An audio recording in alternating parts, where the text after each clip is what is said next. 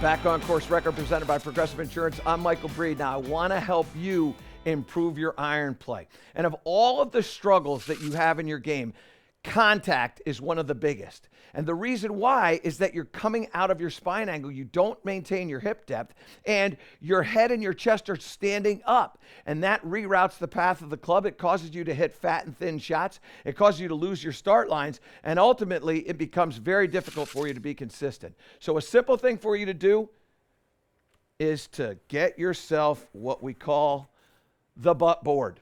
And that right there is this. Now, what you want to do to get hip depth is you want to feel like in the address position, your rear is up against a wall. And this could be a wall at your house. It could be a door. It could be a bench, maybe on the golf course. But I like I built this thing. And what I want to do when I make a swing is I want to always feel like I'm in contact with this here. And if I keep my rear back against that all the way through the swing, I'm going to have the club now working in front of me, and I'll be able to compress the ball properly, exactly like Wyndham has done. So in here, back with that push, that club comes down, and you can see I still have contact with this board back here. So you get used to keeping the hips back. Now, if I take this out of the way, I'll show you another thing that I like to do. So what I want you to do is I want you to take the golf club with the grip on your lead side, okay? Cross your hands across here like this. When you make your backswing, what I want you to feel is that the grip is going to go around, not forward, around and stay low. So if we go down the line, what you're going to see is this grip is going to stay low and move around. And when that goes around this way, now you go face on again, you can see that my shoulders are level-ish and inside of the framework of my feet. The other thing that you're going to notice when I do this is going down. You can see my head drop down and move forward. So I've dropped down and moved forward. I'm already into rotation.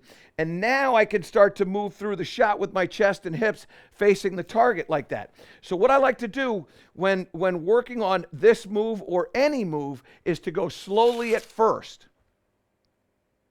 So I'm going to make a backswing, and I don't want you to start with too much weight on the toes here, by the way, because that makes it really difficult for you to compress your thighs with your chest and keep the hips back. So you're going to go slowly here. Now you settle in and swing down.